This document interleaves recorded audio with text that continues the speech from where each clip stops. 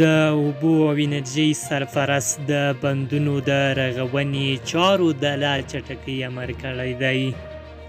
درنو لیدونکو السلام علیکم، وخت مو بخیر، ستړي مه شئ. ستاسې پام راوړم د دې ساعت تازه خبر ته. د اوبو او انرژۍ وزارت د کمال خان او شاه عروس بندونو د کارونو د چټکتیا په موخه غونډه رابللې وه او په یاده غونډه کې ټینګار شوی دی چې د دغو بندونو د رغونې چارې باید لا چټکې شي.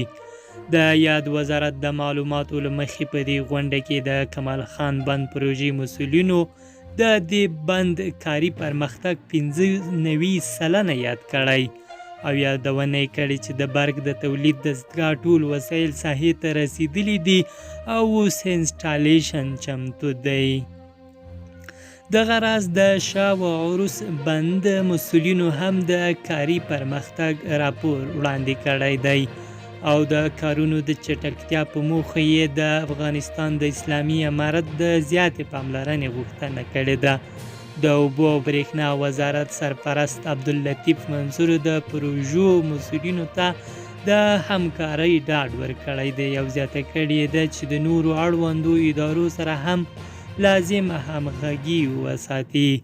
منصور دغه راز د پروژو اهمیت ته په پام سره د فاتح کارونو پر لا چټکتیا پر هم ټینګار کړی دی. او په یو بل خبر کې به واورئ چې چارواکي وایي په لوګر کې د 3.5 کیلومتره سړک د چغل اچونې چارې پیل شوې دي. د لوګر ولایتي مسؤلین وایي د یاد سړک رغنیزې چارې چې د دغه ولایت د ښاروالۍ له لوري تطبیق کیږي په یوه میاشت کې به بشپړې سي.